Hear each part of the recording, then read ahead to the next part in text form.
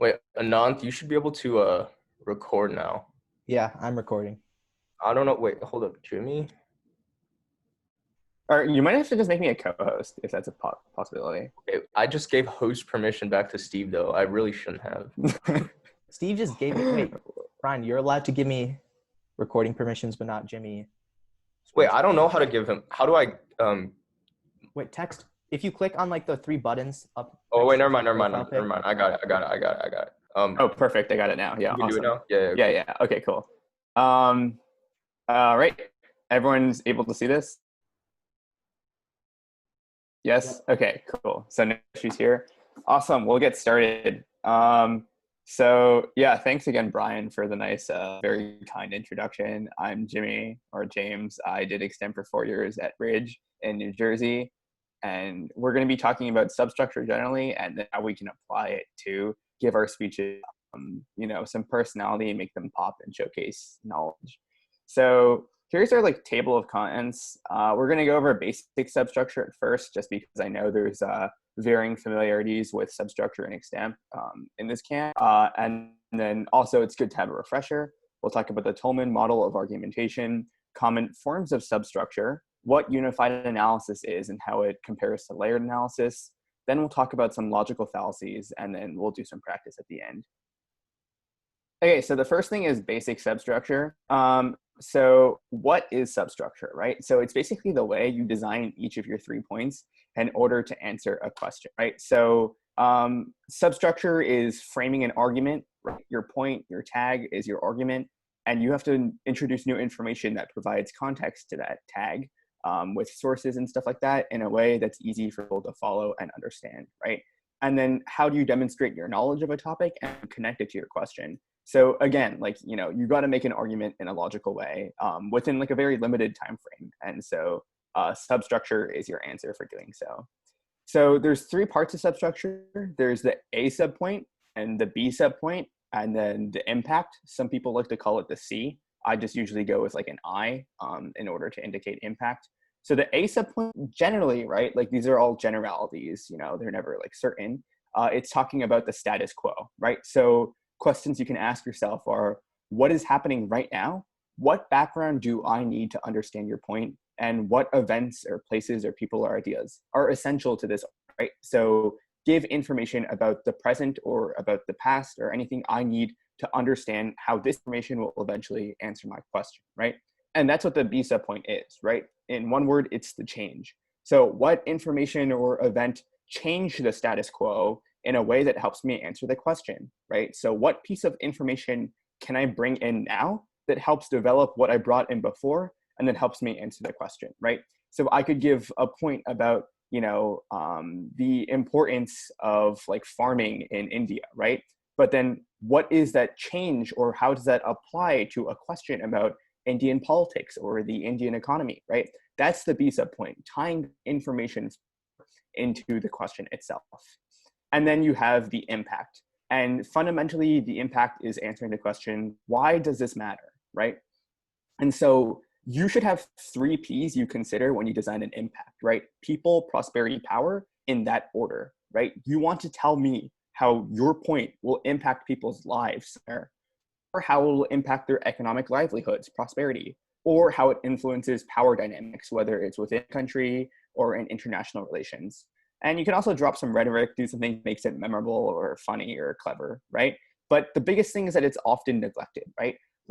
Your substructure has to have several different levels. And I think I touch upon this in a section, right? That your impact isn't explaining how your argument answers the question, but is going beyond that and bringing in an outside impact that's unrelated to the question, right? So, when you answer and you end your point with, and that's why we can see that the answer to today's question is yes, right?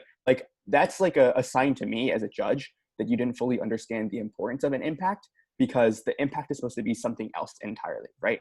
And so that's there's 3 layers of what a good point has to do, right? It has to answer the tag, right? You made a claim at the beginning. How is that claim proven true?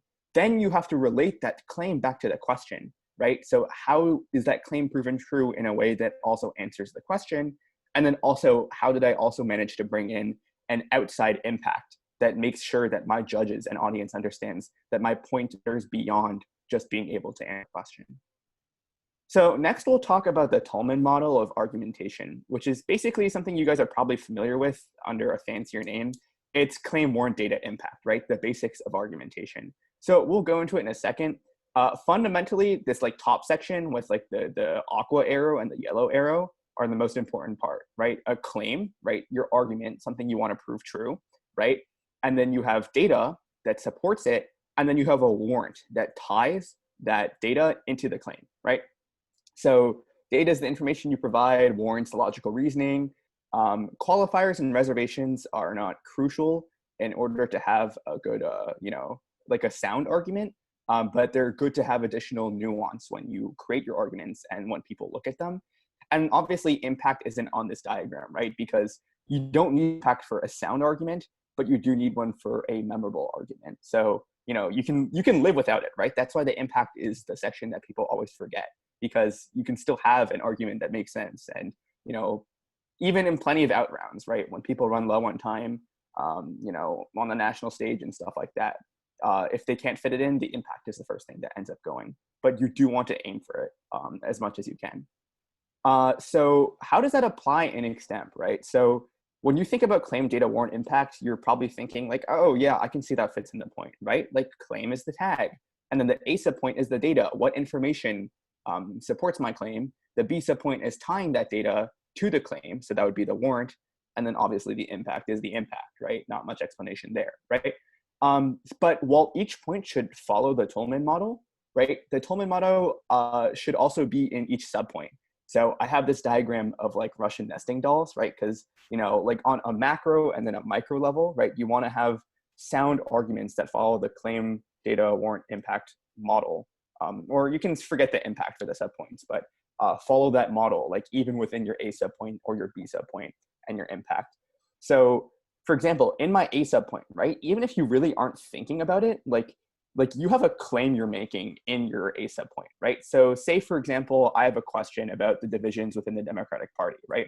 And my A subpoint is that there is a deep divide, right? That's my claim right there, that, there is an ideological rift between progressives and centrists within the Democratic Party, right? And then my data to prove it would probably be something about, how successful Bernie Sanders was in 2020, or, the squad and AOC and their role in Congress, right? That's my data right there. And then my warrant is saying, okay, so this is why Bernie Sanders or AOC or Ayanna Pressley are good evidence that shows that this ideological rift is deep and important, right? So you see how there's like a claim data warrant there, because you can't just get away with saying, oh, there's a deep ideological rift within the Democratic Party right now. Like, I think most people who are like moderately familiar with the news would kind of just be like, yeah, I buy that, that's true, right? But that alone can't be your A sub point, right? You have to go into context, explain it, and make sure that everyone buys it. Because if people don't buy your A sub point, they won't, agree with your B sub point, and therefore your whole point will collapse. And if your point collapses, then they won't agree with the answer to your question. And then you've kind of wasted 37 minutes trying to answer a question if you haven't been able to convince the judge or the audience of why it's true. Same goes for the B sub point, right? So now the claim here, right, is the same as the claim you made in the tag, right? Like, oh, like, the first reason why the answer is yes is because this will happen, right? That's the claim you're trying to protect. The data is showing how the information you introduced in the A and the claim you made there is a good warrant to help you answer that eventual claim. And then you want to tie it back together again with the warrant. So I know you can get like a little bit lost with, I'm just saying like claim data warrant, like 6 times a sentence. Like fundamentally just make sure that you have like sound logical reasoning every step you take within your substructure, right? Every sentence should advance your chain of argumentation somehow and in a way that's easy to follow and in a way that's like logically sound. Okay, I'll pause here and see if anyone has any questions on the first 2 sections before we go into this probably longest section, which is about substructural formats. And you guys can like, I don't know, raise your hand on Zoom or just unmute yourself, like everything's totally fine.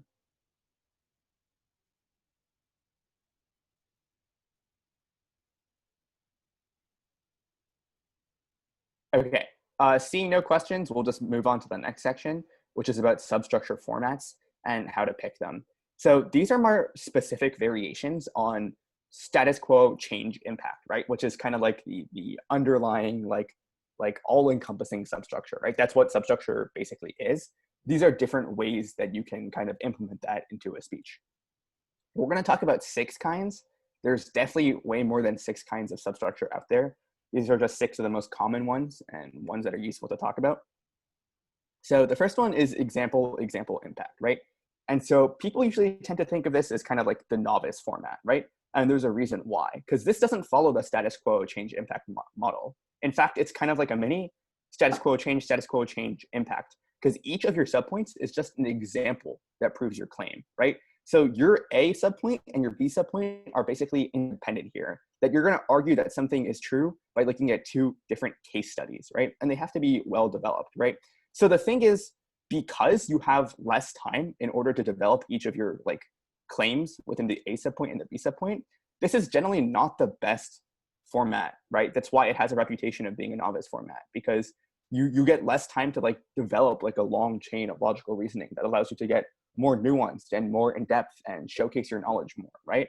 But there are also scenarios in which like a sweeping broad question that you get requires a sweeping broad answer and you want to cover as much ground as possible. That's probably where example impact has the ability to shine. But I'm saying, you know, by and large, you do want to avoid this, but it's definitely something that you should know, be familiar with, and understand when in the rare scenario you should use it. We're going to look at one of those scenarios right now, right? So this article is from Extemp Central in 2008, which is a long time ago. And they call it the case study format. And they say that it can show that the speaker has a vast array of knowledge while also bringing depth to a speech, right? And so they point to an example of when this was done really well by Kevin Troy in the 2005 International Extemp Final. Kevin Troy is kind of like the GOAT. I think he won like NSDAs like 3 times or something crazy. But his final speech was, "Is the UN mankind's lone and best hope?" Right? And so we're going to take a look at one of his points. They didn't really say what his like umbrella answer was, but his A, B, and I are kind of 3 separate arenas. But his point is international challenges demand global cooperation. First, he talks about diplomatic conflicts, like how alliances led to war in World War I, and how the UN can kind of stop that. Humanitarian arenas, that humanitarian crises like Darfur, AIDS, and poverty require global cooperation. And then terrorism, that you have to have some sort of international cooperation in order to stop nuclear weapons from falling into the wrong hands. So again, the B doesn't build off the A, and the impact doesn't build off either of these. They're 3 separate arguments, but because he only had like 6 minutes in order to argue for like the existence of the UN, this is a good way to showcase that he knows a lot in a very limited amount of time. And also that, you know, you don't really have to explain anything here, right? Like it doesn't take like a lot of explanation to get a judge to buy that, oh, like in order to cure global poverty, you probably need global cooperation. In order to prevent war, you probably need global cooperation, right? He can kind of say these things and not have to build on them too much because they are so clear and so obvious. And so this is like one of the few scenarios in which example impact is probably the best form of substructure to use. Next, we're going to go to cause effect impact. So this is one of the best formats, and this is probably one of the ones you use most, whether or not you're aware of it. But it's best for why questions, has, or any other like status quo centric questions, right? Like asking you to like analyze the present, right? And figure out something, you know, nuanced about the present. But the biggest thing you need to know is that it's dependent on a strong A, right? Because, you know, if you don't buy that the cause exists, you don't think the effect matters, right? So you need to have a very strong A here that your audience will accept you on, right? So we have an example here from this year. Gus Lands is one of my best friends on the circuit, and he just graduated from Cypress Bay in Florida. And Danny Kind published the 2020 Harvard semifinal round, which was on Africa, right? And so Gus answered the question, will Abiy Ahmed's support be upheld in August elections, right?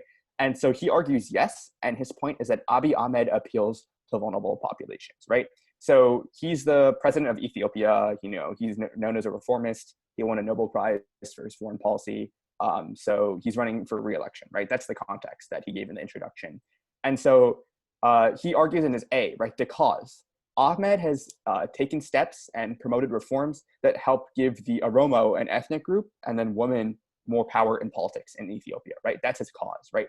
And he goes into depth with sources about, how these groups specifically are important and how Ahmed has helped them, right? So that's the strong A that we're setting up. And then the B subpoint is it'll lead to massive goodwill among these large voting blocks, that these groups that together make up such a large portion will end up voting for Ahmed over any other candidate. And then the impact is that Ethiopia can better serve as a model for other African nations because it'll be a more representative democracy that guarantees equal rights, right? So cause, effect, impact. Cause, reforms, effect, goodwill in voting, and then impact is on an international level. So this is a pretty well done example of what cause, effect, impact looks like. Next is past, present, future. This is also one of those formats that is like super, super common, even if you aren't like aware of it necessarily, right? It's one of the most versatile formats, and it's especially valuable for explaining foreign situations simply, right? So when you get a prescriptive question, which is basically asking you to analyze the future, like, I don't know, will North Korea continue its, nuclear testing patterns, or will this happen? Can this happen, right? You want to look at past, present, future, right? You're analyzing the past, looking at the present, and using it to predict an answer. But also remember that like this is kind of misleading. Like maybe the better description is past, present, future, impact, because future like is a way of answering the question, and it can also be an impact, but it alone isn't an impact, right? Because remember, in a prescriptive question, you're being asked to answer what will happen. And if you end it by saying this will happen by looking at the past and present, you're falling into that trap of not providing an impact beyond, oh, like I answered the question, right? So the present / future is kind of like molded together into the B subpoint. You're kind of just like, oh, like I've looked at the past and the present and I'm going to predict this for the future. Boom, that's the end of my B. And then, hey, maybe something else about that future could have implications that I'm going to serve as an impact. So that's really good for, hold up, just one question. That's really good for hypothetical questions, right? Mm-hmm. Past, present, future. Yeah, because again, like you do have to like describe the future, right, in some form, in this scenario, right? And so, like, yeah, in hypothetical questions, I could see it being useful. Depends on how crazy the hypothetical gets, because you need to like ground it in like a past and present, right? Like, you don't want to take something too out there and rely on past, present, future, because what if there is no precedent in the past or the present? So like none of these are like hard and fast rules, right? They're just like, think about what makes the most sense to you in the 15, 20, 25 minutes you have to prep, and just go with what natural. Like over time, your overall argumentation skills will get better to the point where you really won't be thinking about it, which I'll touch upon in a second. But the example here is from the 2019 USX final from a fellow New Jerseyan, Chris Maximus. This is his last ever speech. How will the Green New Deal influence future environmental legislation? Now, I said that this was helpful for like foreign situations, explaining them simply. Example, like, if I had a question about Ethiopia or a question about some foreign nation, and I had to explain like the history of, ethnic dynamics there or their economic growth patterns there, right? That'd be really helpful to have past, present, future. But obviously, because it's such a versatile format, it can work pretty much anywhere. So we're seeing this in a domestic context right here. So he argues, forget what his umbrella is, that it'll have a big impact. First point is by forcing bipartisan cooperation on climate change. And so now let's look at his A, which is the past. That Republicans used to, by and large, like deny climate change's existence. And he cites evidence that they had pretty much no presidential platform on climate policy in 2012 and 2016. But then he brings it to his current situation, which is that, 64% of Republicans now believe climate change is a severe threat, right? And then his I, which is kind of like the future, right, is that because there is so much public concern from both the left and the right over the Green New Deal, it might lead to more moderate options like clean energy legislation or something else. And then his impact is talking about specific solutions that could change the way we think about like like climate change and carbon emissions reductions. And he talks about a carbon tax as one of those examples. So you see here, A, the past Republican policy, B, present Republican things, and then future, which is what will happen in the future, and the impact is a specific look at that future. Awesome. The next one we'll be looking at is problem solution impact. And this is your go-to for questions about solvency, right? So these are the questions that ask you, oh, like, how can, the US do this, or this world leader do this? What steps should the world take, right? You're being asked to provide a solution to a problem, right? Solvency. But it's also useful for prescriptive like can and will questions as well, because, can they do this? Well, yes, because there's a solution in sight to their problem. So yeah, they can do this, right? But you are basically tasked with putting a solution to a specific problem you identify in the A sub point. This is one of the higher level forms of substructure, just because it requires a little more thinking on your end, right? It requires more reading, more familiarity with different things, and that means that you can kind of get creative, right? Find information about subjects that 99.5% of extempers wouldn't know, and make your speech unique in that way. The more specific your solution, the more unique it'll be. Solvency is beneficial, but not required, right? So what I'm trying to say there is like, I think that when judges only prioritize like solvency, like how feasible something is, right? They kind of take away from part of the thought experiment and the thought exercise that is extem, that you should be able to at least brainstorm things even if you can't happen, right? So like, for example, right, pretty much any question about Congress and passing legislation would just be responded to with could just be responded to with like no, because Mitch McConnell hates legislation that doesn't like undermine democracy, therefore none of it will ever happen, right? That could be a response to a question about the Green New Deal or pretty much like anything else, right? But I don't want the limitations of like how crappy our world is right now to prevent you from thinking about better things, right? So if there is a good solution out there that is being held back by structural barriers, that doesn't mean you shouldn't mention it or advocate for it, because you got to think big. That was kind of like a tangent that didn't really have to do that much with substructure and more about extem philosophically, but yeah. Then the last thing you need to know is that because it's more unique and more specific, they also tend to run the longest, right? So solvency speeches tend to have the worst time management. So just be careful of how you answer these questions. So let's take a look at this. This is from the 2017 NSDA final in International Extem. Olivia Shoemaker, who one of the best extempers to do it, had the question, what can be done to alleviate Venezuela's economic crisis? And her second point is about paying back international creditors. So her A sub point is that Nicolas Maduro, the president, owes more than $56 billion to foreign creditors, and Venezuela could default.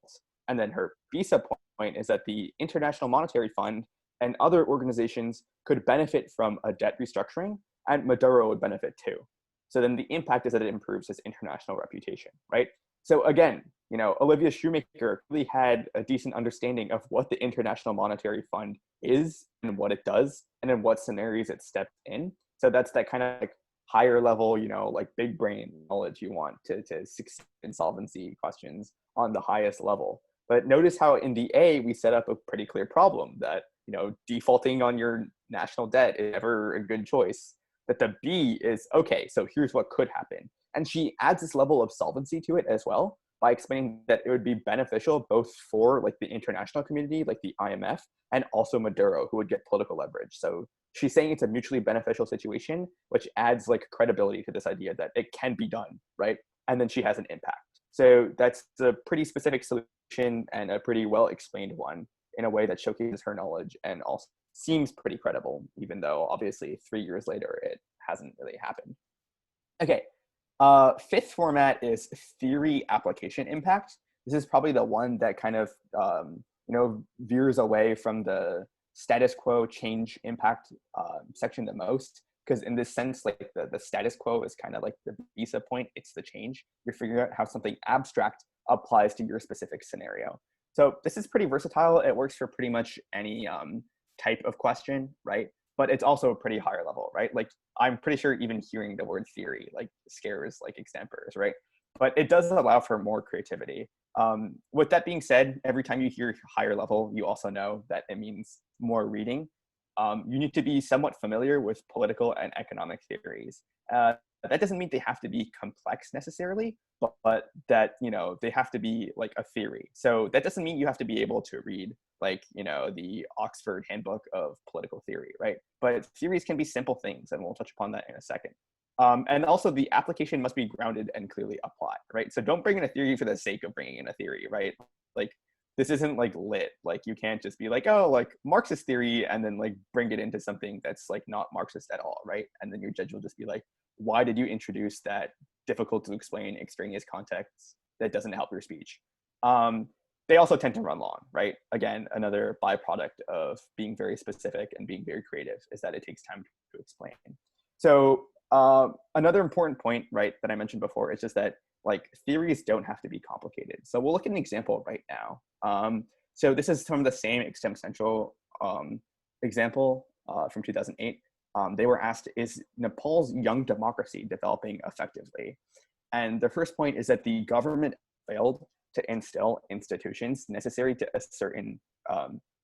ascertain social justice. I never read that out loud before. Oops. So the A sub-point is the theory that a patriarchal state is inherently undemocratic. And they go and they bring in a book, Sex and Social Justice by Martha Nussbaum. And they say that women's rights remain critical to the idea of democracy as becoming the will of the people. Without appropriate education for women, they can't engage effectively in an advanced economy, crippling hopes of being a legitimate democratic state. So this is a theory that you probably just like took for granted as something everyone knew, right? Like, if you don't give women the right to the vote, you can't really be a representative democracy. But it's explained in a way that makes it a theory that a patriarchal state can't be democratic and can't progress, right? And then the B sub-point is the application. Pretty simple. Nepal has failed to provide women with adequate voting rights, right? That only X% have the ability to vote.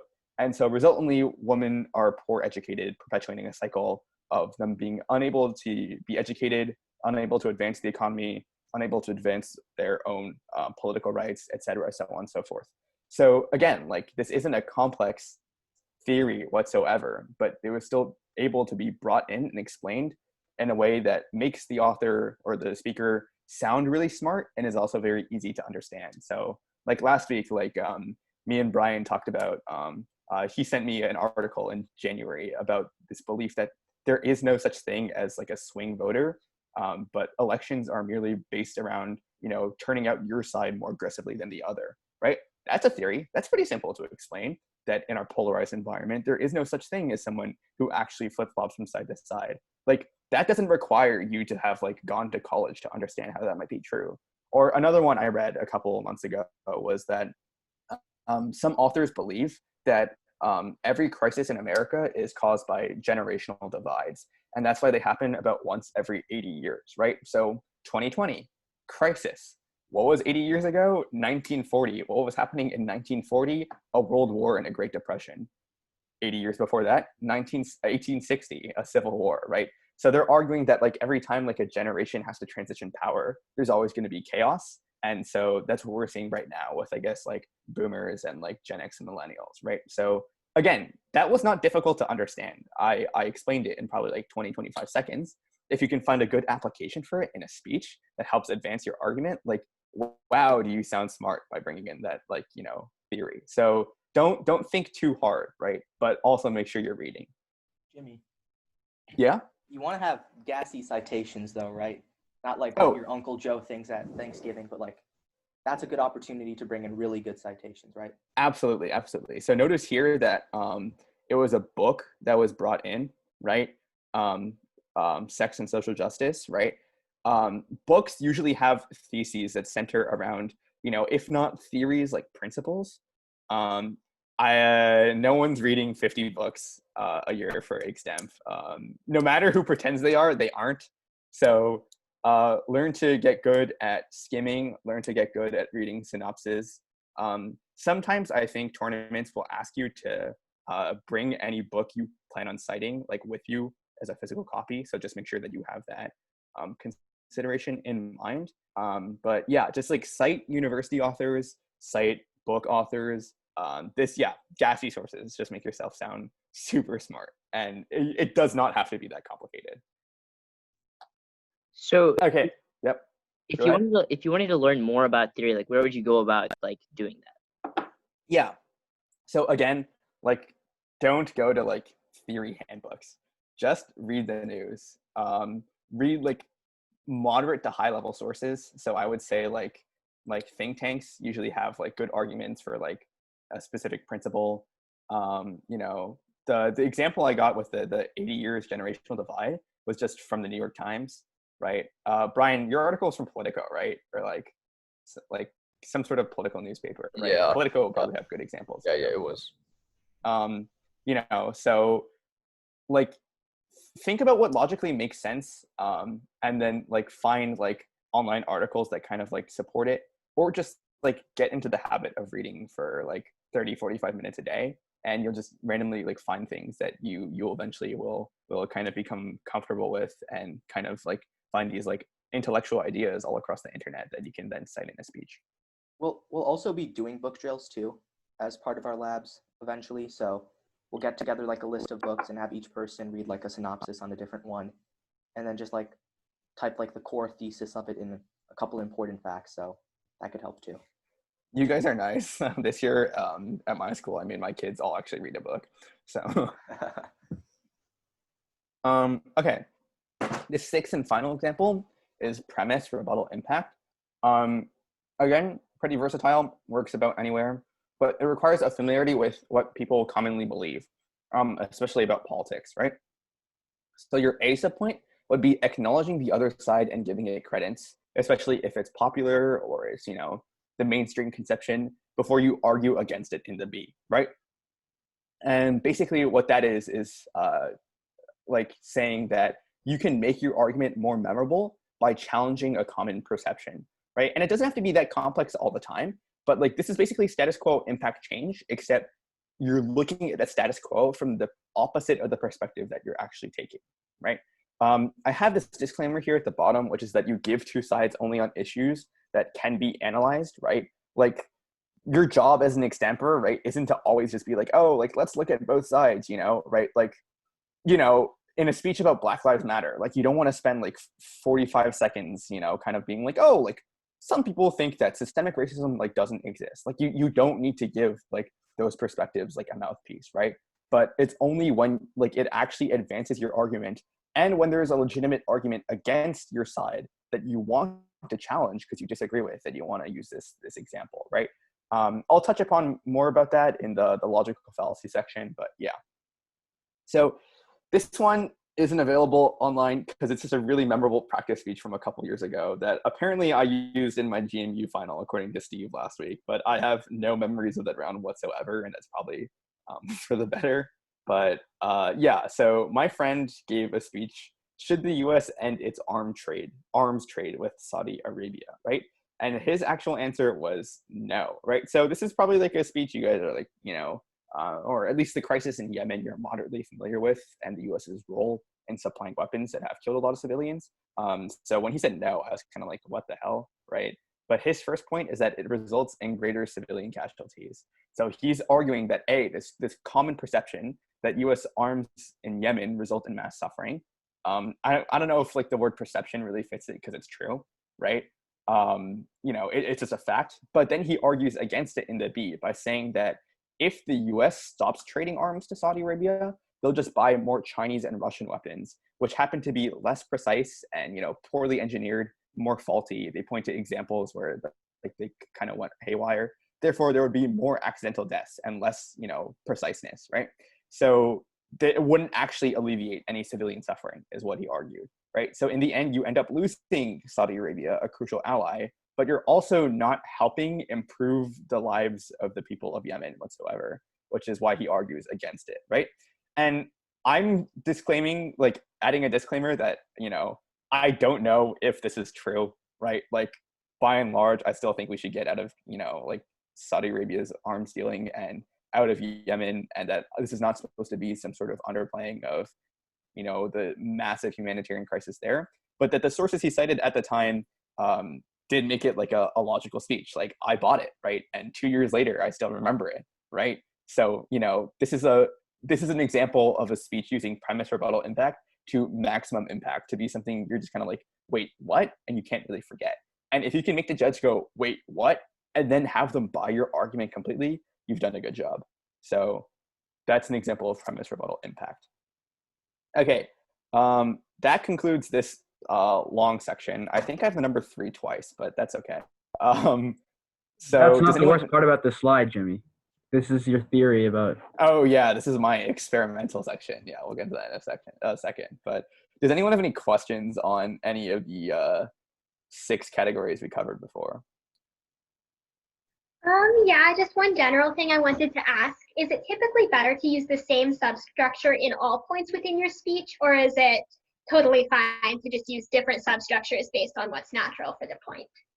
Yeah, for sure. Just go with what's natural for the point, right? You don't need to have consistency in substructure format. No judge is looking at that. They're just looking that you have 3 coherent logical arguments, right?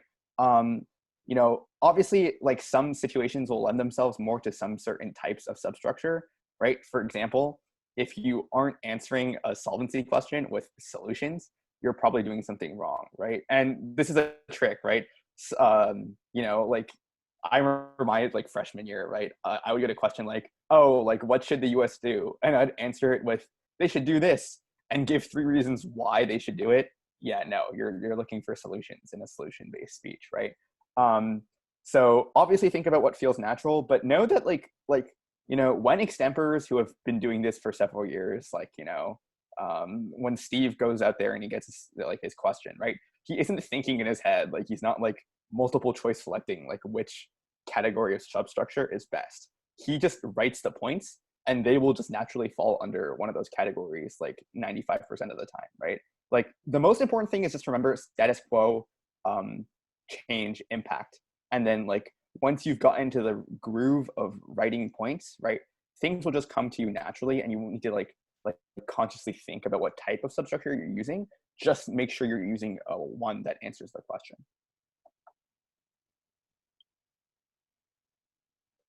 Any other questions? Dope. Okay. We're going to talk about this next section, which is unified analysis versus layered analysis. So as Steve was hinting at, this is kind of like an experimental section. I went on a 40-second tangent about extemp philosophy in that past section. This is just another big ramble, right? That you can feel free to tune out everything after we explain what unified analysis is, because it's kind of like a mad scientist rambling more than actual good extemp advice. But I definitely think it's something that you guys should hear, I guess, if you're interested in thinking about it. So what is unified analysis? So the biggest thing I'll say is that it's the best way to do extemp, right? It's a way of answering the question and approaching extemp speeches that helps you give good speeches that do well and that people are familiar with. So what is unified analysis? It's a format in which your answer is the thesis and all of your analysis comes afterwards, right? So you have one umbrella answer that encompasses all 3 of your points, and all 3 points are their own arguments that stand on their own, right? So you're given a question, right? And you answer it quickly within the first minute and 30 seconds. And you say, the answer is blah, blah, blah, blah, blah, blah, blah. And the rest of your speech is dedicated to proving that answer true, right? So it basically is your thesis and you prove it true in 3 ways. So that means that if we go to this next section, which is things that are not unified analysis, right? You don't have 3 answers, right? It makes me so angry when people are the answer is threefold, right? No, threefold is not an answer to a what, how, why, can question, right? The answer has to be a sentence. And if it's a yes or no question, just saying yes or no also isn't okay, right? Will Joe Biden win the 2020 presidential race? The answer is yes. Yes, why? Yes, because, right? You have to give that as well, because a good English paper thesis isn't yes, it's following a line of reasoning. Another example is first politically, second economically, third militarily. Politically is not an argument, right? First, because the political divides between Israel and Iran will never be overcome, right? That's an argument right there, right? So something like that. The order of your points matters too.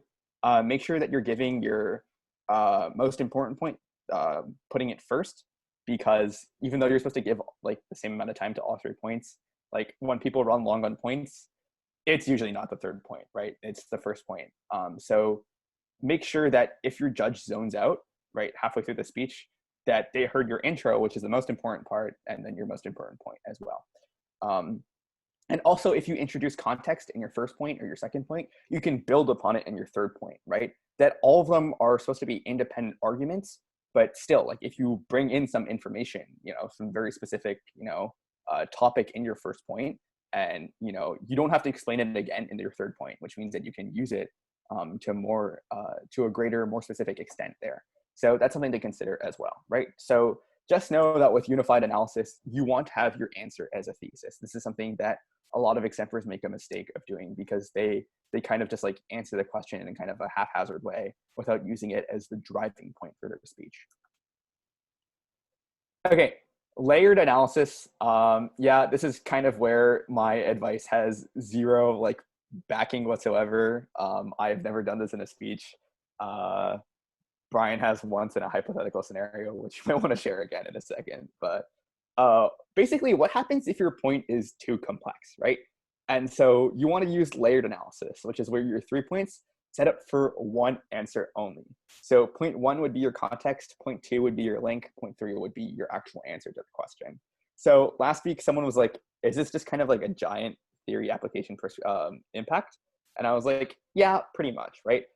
But basically, like, extemp, you only have 90 seconds to answer a question in a specific argument, right? Each point should be 90 seconds, right? But that doesn't mean that you're not allowed to make arguments that require more than 90 seconds to explain or are worth more than 90 seconds in explanation.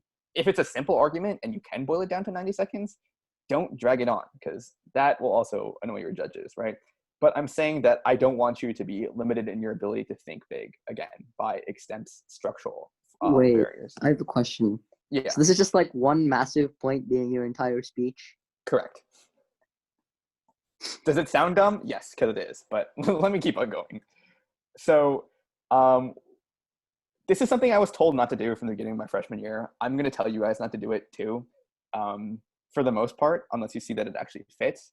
But like, for example, like this year at TOCs, right, Tournament of Champions, I got a question: to what extent should lawmakers consider the national debt and their coronavirus response agenda, right? And I kind of just gave like a standard answer. It was kind of a bad speech because I, didn't really pull off like a clear answer. I dropped around. But the answer I wish I gave and had been able to elucidate in a clearer format is that they shouldn't consider it at all because of modern monetary theory, right? Which is basically an economic principle that says that governments can print their own money and for the most part not have to worry about inflation. Therefore, the national debt should never be a factor when it comes to fiscal policy decisions, right? So basically they're saying that, oh, we're in a crisis right now. Just print money until everyone is okay, right? Which kind of sounds money like, printer go burr. yeah, literally haha money printer go burr, right? So that's kind of what's happening there, right? So how do you explain what modern monetary theory is to a judge in 90 seconds? Maybe you can just go haha money printer go burr, right? But usually it requires a little more explanation. So this is how I would have outlined the speech if I had the balls to use layered analysis. Point 1 is about establishing context. So what is modern monetary theory? Why is it relevant? Who are its proponents? And how does it function as an economic concept? That's probably about 90 seconds of content right there. Then link to the answer. How does modern monetary theory relate to the situation we're in right now, especially with regards to our national debt? And how is that link valid, right? So like what specifically is being said about national debt or about economic recessions? And then finally, you want to answer the question. Because I've now proven that modern monetary theory is true, or at least I buy it, and I hope that you've bought it as a judge, a policymaker's agenda should, ignore the national debt and instead, they should focus on this, or, because they now have pretty much unlimited money, like they should take this approach or, use this philosophy instead, right? So this is just 5 minutes and 30 seconds of me explaining this answer to be true. So basically, like, again, like extemp judges are not familiar with this because most people don't use it, right? People are generally like familiar with unified analysis, and there are not many scenarios you'll find out there in which layered analysis would even be worth considering applying. But I did want to kind of introduce that so you guys can think big and think about scenarios in which, you know, complex ideas that deserve complex explanations can be given their own time of day. So I'm happy to answer questions about layered analysis and or unified analysis before we move on to the next section about logical fallacies. Yeah, just a note about layered analysis. I think that I have not even thought about using layered analysis at all in all my years of competing, except for one instance, a very specific instance, that I actually think I did like use a form of layered analysis that got me like a decent result in the round. Okay, it didn't win me the round or anything, but it was decent. Basically, it was at NBA, which is the tournament in Nashville. They invite, it's like a round robin, so they can do whatever they want, and they do whatever they want. They have like experimental rounds. And this was the 2019 NBA, and the experimental round was like specifically they gave us a bunch of news releases about how there was like a plague going across Europe. Kind of sounds familiar, but the fact was that UK scientists were the only people that had the cure. Like it was this hypothetical. UK scientists had the cure, and you were supposed to be Theresa May and act as if you were wanting to use the cure to leverage a better Brexit deal. Okay, it was like a bunch of stuff all together. It was a really complex situation to analyze, but that's what you had to do. You had to be Theresa May and talk about how you were going to use it to leverage a better Brexit deal. So I was like, there's too much to talk about. So I literally did something like a layered analysis. My first point was literally just about like, my umbrella answer was essentially Theresa May, I can be ruthless. And I just used the 3 points to explain why I could be ruthless in kind of a layered way. The first point was like, they can't do anything to me. The second point was like, I have all the power. And the third point was like, how can I use this power to leverage a better Brexit deal, right? So it was a really like a pseudo quasi layered analysis type thing. It ended up semi-working because I think I got, out of the 3 judges, I got at least 1-2. I think I went 2-2-4 in that round. So not the best, but not the worst. It was also the only speech where I did not get a 4 from Jason Warren. So, I mean, it can work. It usually doesn't, though. So, food for thought. Oh, Jimmy. Yeah. So I remember like you talked about layered analysis where it's basically you focus on one point. But then there was a similar piece of advice you gave last speech or last session we had. And I think it would be helpful where you talked about what happens if you get an obscure question and maybe you can't think of 3 points. Oh yeah, absolutely. So first, okay, let me just add the same disclaimer I added to Brian's comment last week, right? Which is that NBA, right, is for 16 extempers only. It's like the nation's top judges, and then you know, I was like, it's like mini Comic-Con for like extemp, right? Like everyone's there is a nerd, right? So they love structural risks. They love doing stupid things, like forcing you to be Theresa May responding to like a plague. Do not expect your average tournament to have questions like that. Like you have to have clout in order to get away with doing stupid things. So Brian has clout, he got away with it. And so did all these judges who made these awful questions. So, okay, yeah. And so I'll respond to what Anant said. And then I know there are a couple questions. So basically what happens if you're having trouble thinking of more than one answer to a question, right? And so that's something that you'll be like seeing happen pretty frequently. If you have trouble coming up with more than 1 point, I would say try to make your one answer as general as possible and that make that your umbrella answer, right? So for example, like if you can't think of like, actually, I have no idea what question I was going to think of. Okay, this is bad. But like if you only can think of one solution to an issue, make that solution broad and then think of 3 different ways you could implement that solution, right? So like, you know, if you think the only way that North Korean, you know, nuclear testing can come to an end is through diplomacy, right? Like make diplomacy your general answer, and then talk about 3 different methods or venues of diplomacy as your 3 different points, right? So that's not to say that your like 3 different points don't still have to be separate, because they do, right? That's the way unified analysis works. But that if they all fall under this one umbrella answer, that's better for you. If you have trouble coming up with points, right, start with making that your umbrella answer and then going specific. But you can also just create 3 points and then find an umbrella answer that fits them in the end as well. Just know that you want to have that umbrella answer whenever possible. Anything to add, Anant? I think that was a worse explanation as last week.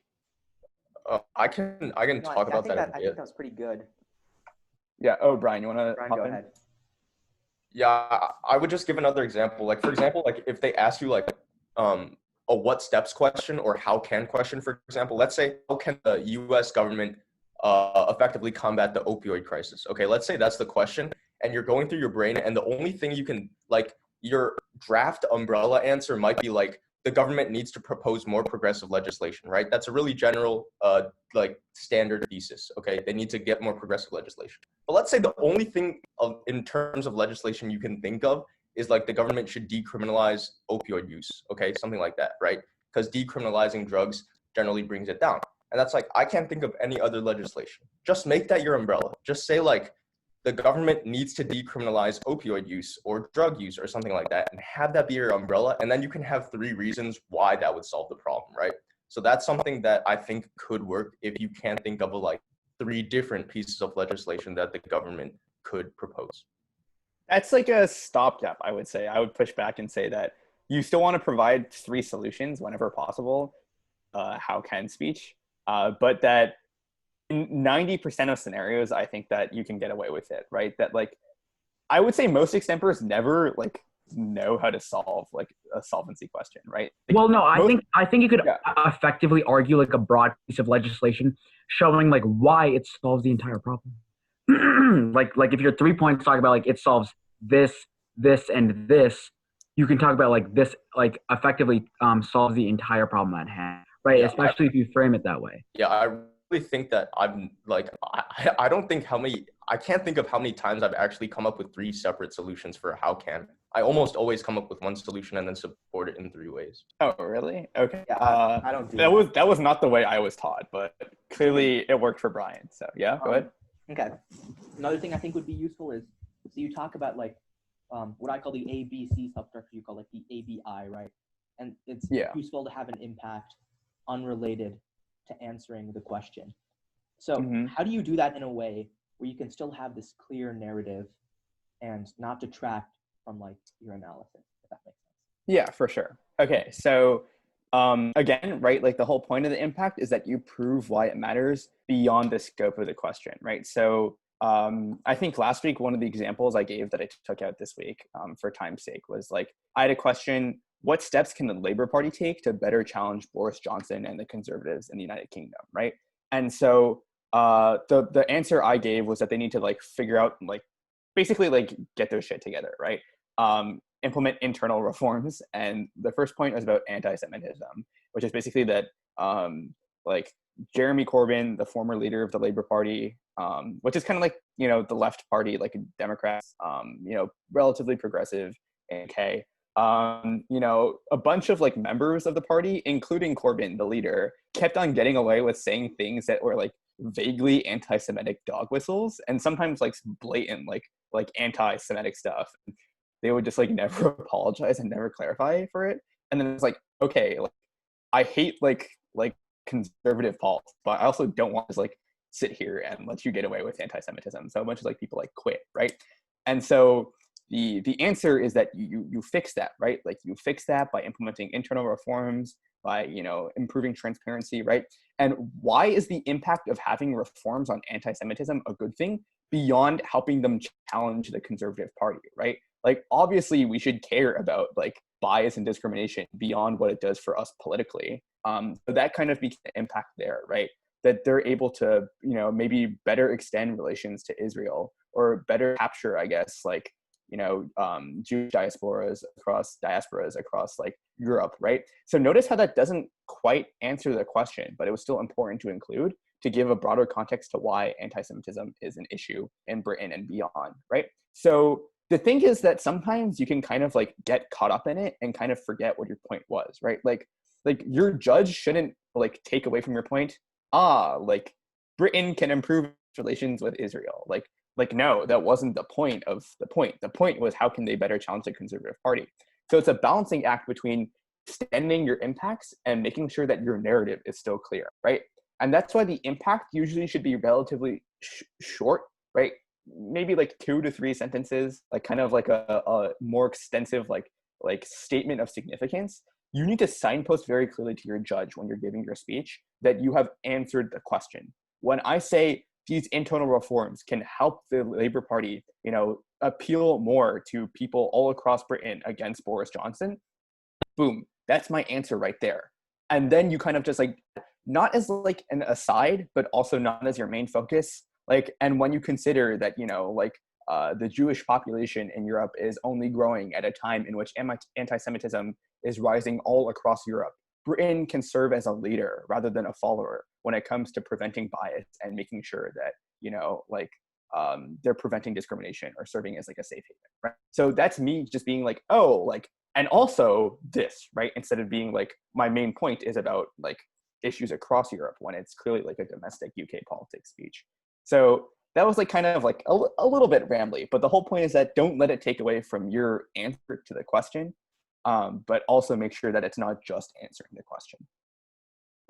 Okay.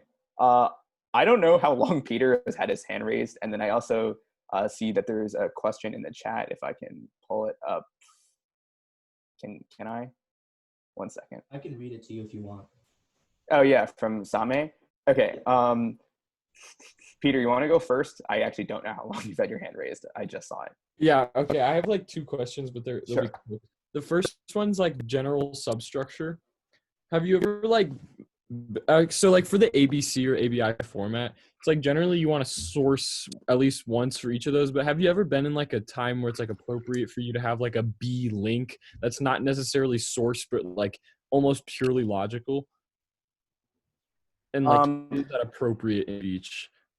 Yeah, so I think that like in terms of logic, there are plenty of places in which logically it would make sense that you can get away with just bringing in one piece of outside information. I would say that that's true for like prescriptive questions when you're asked to predict what is like in the future, right? Or like making a claim about the future, right? That like usually it's like pretty logical and you might be able to get away with not having a source in the B. But for like solvency questions, right, you want to have specific backing that provides like a solution in a very specific way.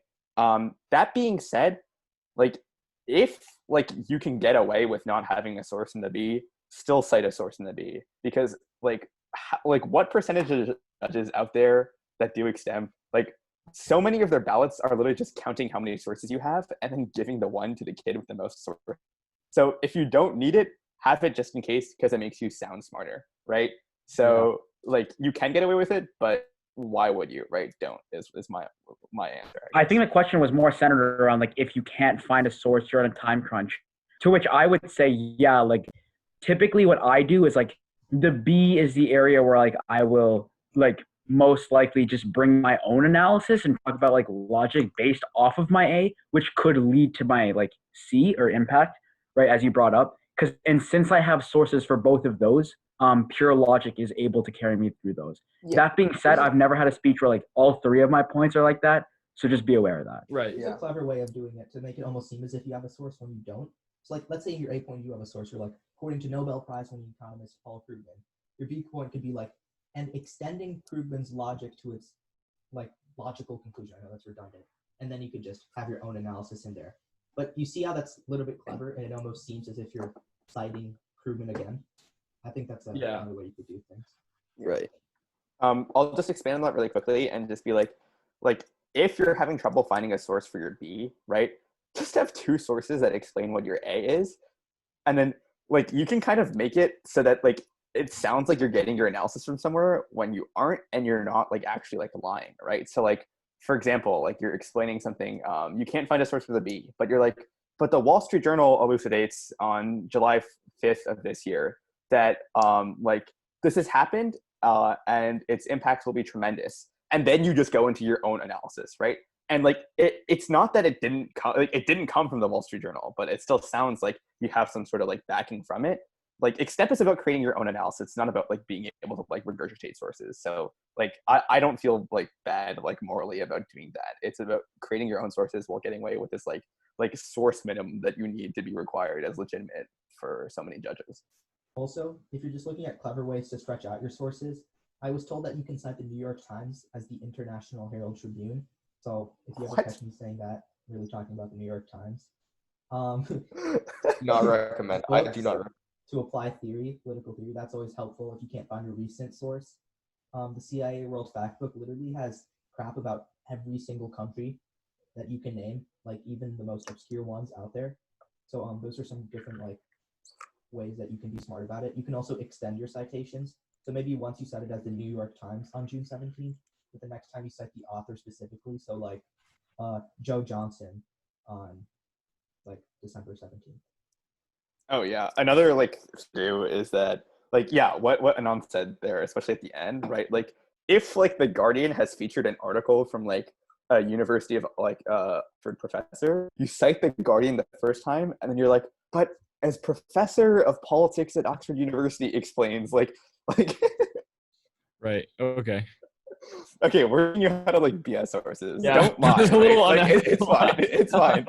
It's fine, right? Like you're still citing information that is true, and you're not lying about any of it. I think that like sourcing like is mostly there to please your judges. Like you know, like I've made up many sources in my extemp career, but I've never lied about information, right? Which is why like I don't feel Right. like a you know. What was your second question? This one's like on the subject of like extemp taboos. Like I've always been told, especially in like those unified speeches like you're talking about, like you never want to have a reference to another point. But like I sometimes like in speeches find myself, like if like I feel like it would be helpful to my analysis where I reference like, if you consider that on top of this problem that I already cited in like point one, this additional problem, which is the basis of my point two, like you can like impact harder or whatever. Like, is that okay to do, or does that like reduce validity of your argument or whatever? So I would say that because so many extemp judges have had it ingrained into them that, oh, like all 3 points need to be independent. Like I avoid saying like in my first point, or like specifically, like that specific wording in my, or like previously, right? You can still explain and elucidate the information that you have. The only thing to avoid relying as like a logical link is your conclusion, right? The end of your B sub point and your tag. But if you've established in like your A sub point that there is clearly a problem when it comes to economic development in this specific area, right? You can in your like go in your like second point and be like, yeah, and considering that the economic stagnation is only going to be compounded by like the aging population, right? Like that's fine because hopefully is the one that accepts the A sub point, right? That you were just like, oh, like the Financial Times says that the economy isn't growing. Like your judge is going to be like, like I don't buy that, So, like I would avoid specific references, but what I'm say is that like because you introduce more and more information in every single point, right? Like your third point is able to capitalize on everything you've introduced the most, right?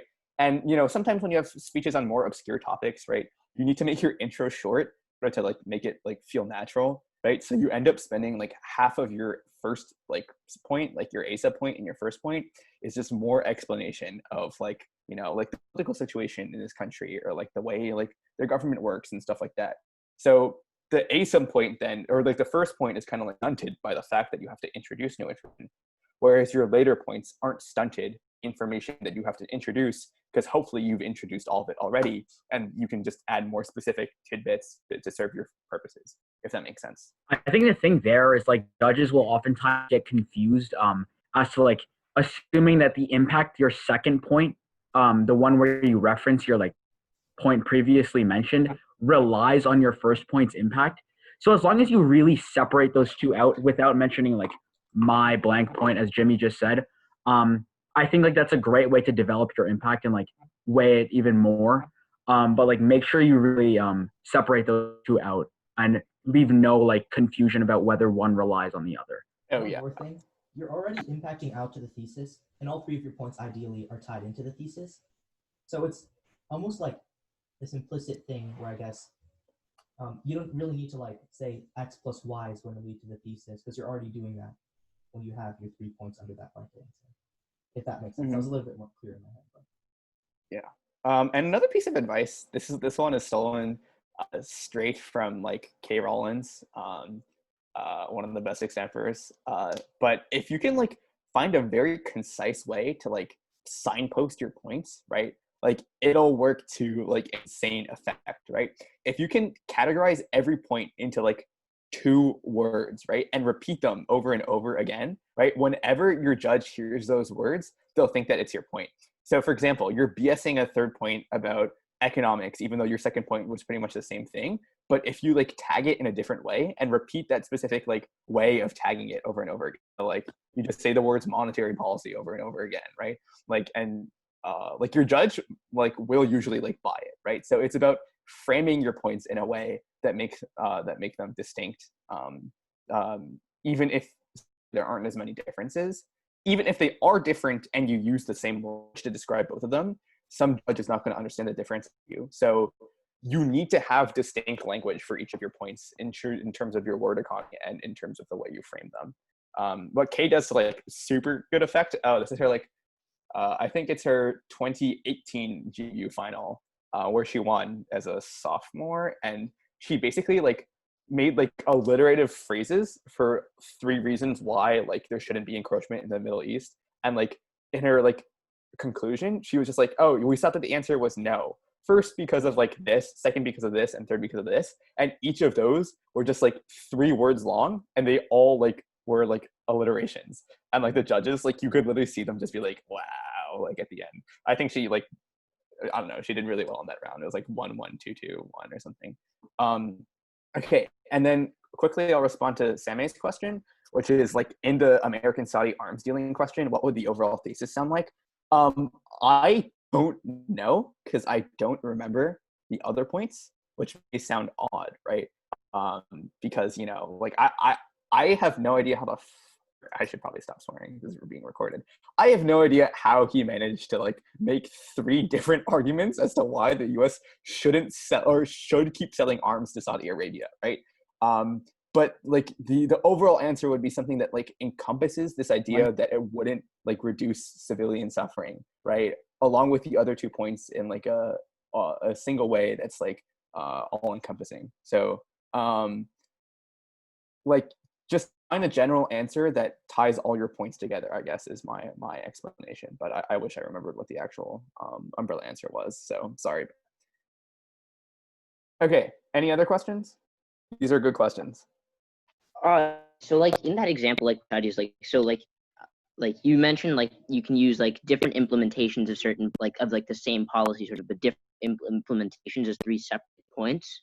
Mm-hmm. What are some other ways you could like expand a topic and then focus down on like 3 narrow things? Oh man, like this would be easier if I had a better like a list of questions off like the top of my head that I could use as like concrete examples, because it's hard to talk about in abstractions, right? But like when you think about like questions, right? Like you want to think about like the umbrella answer doesn't have to be amazing, right? It doesn't have to be like it doesn't have to be an English paper thesis, right? It can just be something like, oh, like progressive legislation is good, like Brian gave an example, right? Like you need to make it like broad enough that you can fit pretty much anything you need to under it, while also not making it so broad that like it essentially becomes like meaningless, right? Like for example, like yes, because like reform is good is probably an example of you taking that too far and creating like an answer that is so broad it is meaningless. But like yes, because progressive reforms can help reduce like addictions and deaths, for Brian's question, would be like a better umbrella answer, even though fundamentally they are saying the same thing, right? So in terms of your question, right, which is basically just like finding ways of you know, starting broad and then going narrow, right? Take whatever you're thinking and try to bring it to its broadest possible level without making it meaningless. And I know that's like a difficult balance to you know, achieve. Like there's no like, you know, rule for it, but just about as you get more experience, will feel natural, right? What will feel right. Take it to that broadest level and then go and like, you know, dig deep, right, in your 3 points. If you start too narrow, then you're going to pigeonhole yourself into finding a place where you can't really with 3 distinct points. So just go back up. Yeah. Another good one. So if you ever catch me using this thesis, it's because I couldn't think of a more specific one. So like for foreign policy questions, I'll be like, yes, it's like beneficial to American strategic interests, or just that's like a good broad one I like to use for foreign policy. Yeah. Again, if you can get more specific, like for example, like if all three of your points under that foreign policy speech relate to military policy, just say, yes, it'll benefit America's military interest in the long run or something like that, right? Like go as specific as you can, but in that scenario, I would probably say that you can only go specific after you've created your points, right? Like, okay, so if you are starting with an umbrella and creating points, start broad and then think down. But if you've created 3 points and you're coming up with an umbrella, go as specific as you can, while also like being an effective thesis. Because the more like specific your answer is, your umbrella answer is, the more memorable it'll be. But it's not a reason like why you should come up with a specific answer and just have like 3 like garbage points because you put yourself in a corner. Cool. Anyone else have anything to add or any other questions? Okay. Next section is about logical fallacies. So this is kind of hard to put in the context of Extemp. I have examples for some of the most common logical fallacies in Extemp and applications in politics, but it was hard for me to find examples of like final stage speakers like just being like committing egregious logical errors. But we can kind of like think of like abstract examples as we go. So example here is the man argument, right? So it's refuting an argument that the other side didn't make. So here's an example from the wonderfully named Intellectual Takeout, where they give an example of liberal and conservative strawmans, right? So the liberal says, oh, like I think the US should ban on owning assault weapons to curtail mass shootings. And the conservative is like, oh, so you think we should take away people's guns and abolish the Second Amendment? Like, no, that wasn't what the liberal was arguing, right? Like, obviously, it's easier to shoot down a straw man than to actually attack the argument itself. Same thing on the other side. The conservative says the US needs to do a better job of securing its borders and enforcing its immigration laws. And the liberal says, how are we going to round up and deport the 11 to 12 million undocumented immigrants that are currently living in America? Like, again, that wasn't what's being argued here, but it's easier for you to be like, oh, this is bad policy when the policy is mass deportation instead of border security, right? Because these are kind of like separate, even if they're related issues. So it's kind of hard to think about this in an Extemp context because there, it's not debate, right? There isn't someone on the neg when you're on the AF and vice versa, right? But there always is an implicit other side, right? When you answer no to a yes or no question, implicitly you're saying like because the no outweighs the yes, right? Like the reasons for saying yes and vice versa. And even in like providing solutions or describing something that'll happen in the future, right? You're saying that, that solution is inherently better than all the other ones, or that, this will happen because there's a higher, probability than all the other solutions, right? There is always something else going on that you have to be considering implicitly. And when you consider implicitly, make sure you're doing it in a fair way, that you are understanding argument for the other side in a way that actually describes what their argument is instead of making it something like dumb, right? So like, should the US leave like the World Health Organization, right? The answer is no, because okay, this is bad. I didn't really think of an answer to this. The answer is no, because staying in the World Health Organization would mean conceding too much. Okay, I don't even know where I'm going with this. The World Health Organization would benefit America, right? So like you want to understand why people think that leaving the World Health Organization is good, even if you disagree with it, and like give it its like fair representation instead of being like, oh, like, they're arguing for something completely different than what they're actually arguing for. Again, I apologize. That was kind of a poor example. It is really hard to come up with these on the fly. So does anyone have a better example, I guess? It's Brian, Steve. And if not, that's fine. Just know that you need to be considering like the other side and representing them fairly. Ben Shapiro has a lot of strongman arguments. That's what I'll say. Yeah, it's easy to see like when people do it because like our politicians do it all the time, right? Know that it does happen in Extemp. That when like I you have argue Shapiro for something, example. Oh, okay, go for it. So liberals, you support the LGBTQ youth. Well, did you know that 0.0001% of LGBTQ members happen to commit crimes? Thereby, you support all crime.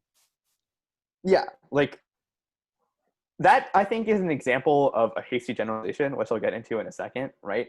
Where you generalize about a population based off too little evidence. But Ben Shapiro is actually, I think, my example for hasty generalization, because a lot of his arguments have plenty of issues, right? But yeah, like you need to make sure that you're targeting what the opponent is targeting, right? And even if the opponent isn't. Okay, we'll go to the next thing, which is false dichotomies or dilemmas, right? So being misled to believe that there are only two options when in reality there are more. So here's an example we have again from politics, from Develop Good Habits. The argument: do not call yourself an ally of Israel and criticize their interactions with Palestine. If you criticize Israel, that makes you anti-Semitic and means that you invariably support terrorists.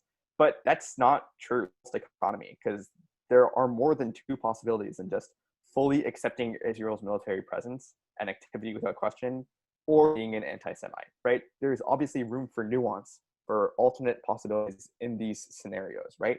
And so like again, like this kind of relates to the straw man, right? Because like you can't say like, oh, like, you know, you have to have this solution because this other solution is bad, right? You know, because there are room for other solutions out there if you're answering a solvency speech, and you have to make sure that like you're understanding that like you're not just being compared to one other option. Don't make your judge believe there's only one other option, even if I guess obviously you're only advocating for like one set of solutions in your speech. So I'm not even gonna try to like apply this to Extemp, because like I can't think of another example off the fly, or I can't think of anything like from like a specific speech that I remember. Well, I sort of got one. I think. Oh yeah, go for it. Part of Extemp too is like, honestly, a lot of the questions themselves present these false dichotomies. So it's like this balancing act within the activity itself. But like an example could be like, should the United States government, I guess, prioritize economic growth or environmental protection? Like, you know, you can have both. You can be like, one's actually a precursor to the other. And so, I don't know. That's a really good example. Yeah. That's the question writer forcing you into a false dichotomy. Like, question writer's an ass, you know. Just be aware that those things exist and that you Cough, cough, Jason Warren. Yeah. I remember I got a ballot once calling me out for a false dichotomy, where it was like something about our coronavirus response, and I was like, if we don't do this now, then in the future it will like boil down to like two things, which is like, because I impacted within a false dichotomy, where it's like, if we don't do this, we'll have one of these two, and you can see which one's better. It's like fear mongering with these. Like, I hope I don't do that. Yeah. Okay, that's a pretty good example too, right? Like I don't know. Like Extemp is all about explaining complex things simply. You just have to like be careful that you're not explaining it simply to the point of making like your audience believe less nuance than they actually are. So yeah, that's an example. Thanks, Peter. Okay. Next thing is post hoc ergo propter sum. This is probably one of the most common ones in Extemp.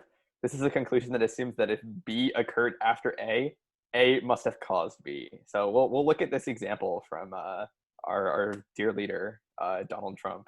The impeachment hoax hurting our stock market. The do-nothing Democrats don't care. And then this writer says, I think Trump might be unfamiliar with post hoc. So just because like stock market went down a little bit after the impeachment hoax does not mean the two are related. And I think I do have an example for this, because I did this all the time, like freshman year, right? Like, for example, like, you know, the U.S. has implemented like a new military base in Turkey or whatever, right? And then you argue that like the crisis in Syria or ISIS's role in Syria has like, you know, drastically decreased after that, right? Like, obviously you can say there's a causal relationship between like you know, U.S. having more presence in the Middle East, ISIS being there, right? But that itself isn't enough of a link to say that, oh, like the U.S. just needs to build more air bases, or that, you know, the U.S. military policy is like effective at stopping terrorism, right? Because one happened after the other, and there is not like a causal chain between them. If you can find that causal chain that says that the United States was able to launch more like strikes from that specific airbase into ISIS-controlled territory, boom, that's your explanation right there. Inherently itself, assuming that U.S.'s expansion has ended terrorism is kind of a post hoc fallacy.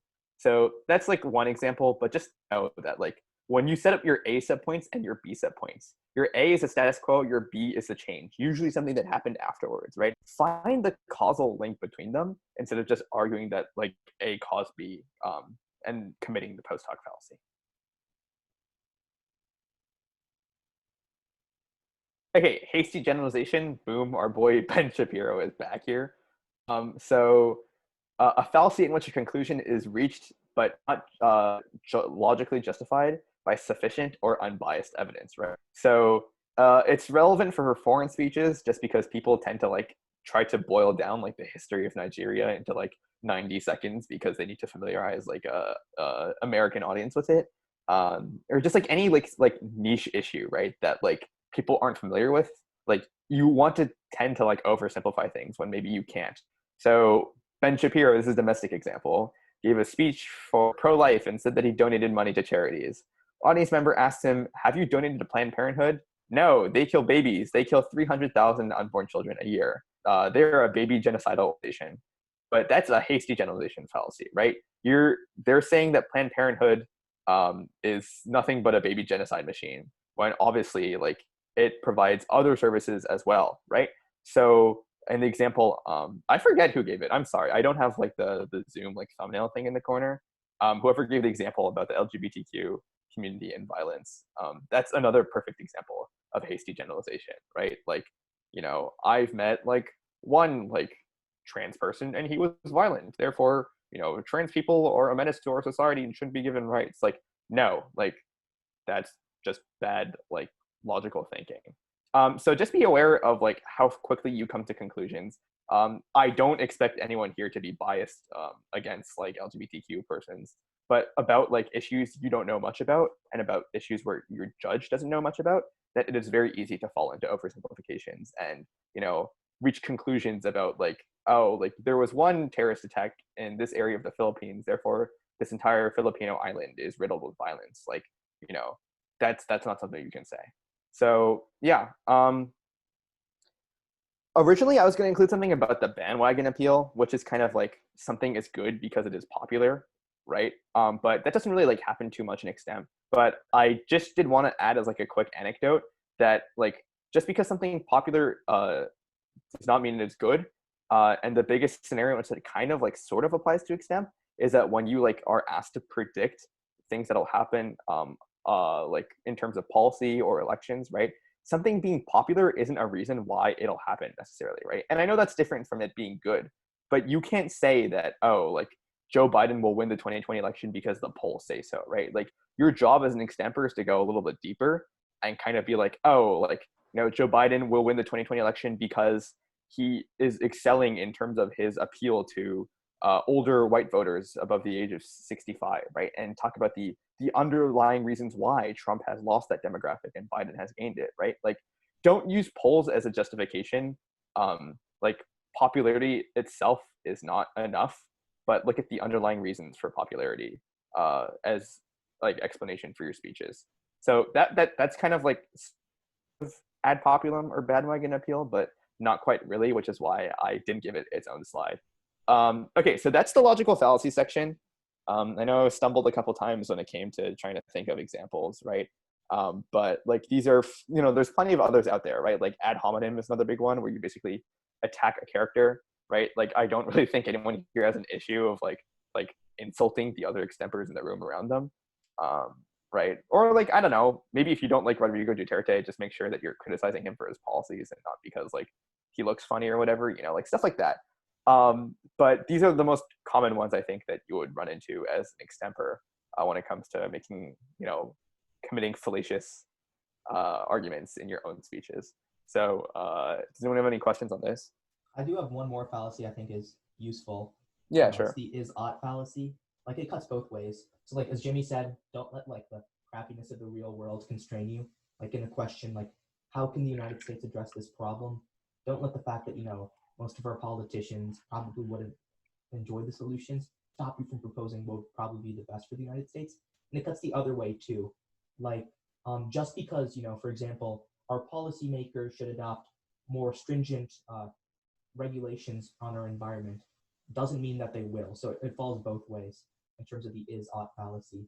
Just because what is happening right now, I'm so bad at explaining this, but just because it's happening right now doesn't mean it ought to be, and vice versa. Just because it ought to happen doesn't mean it will happen. And so I think that's something where it happen to be important of. And then the other thing I think you should be cognizant of in terms of the logical fallacy, and it's sort of similar to post hoc. I don't know, maybe they're the same, but it's the correlation, it's not equal causation one.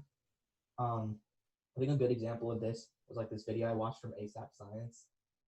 They talked about how like technically the correlation between cigarette lighters and lung cancer is super duper high, but it's not because cigarette lighters cause lung cancer. There's a lurking variable, which are the cigarettes. And so that goes more to like statistics, I guess, but just understanding that there might be some sort of lurking variables you're not considering is super important. And then also, I just want to give a tribute to the king of logical fallacies, Ben Shapiro, the man who said that if your house sinks underwater, you can just sell it.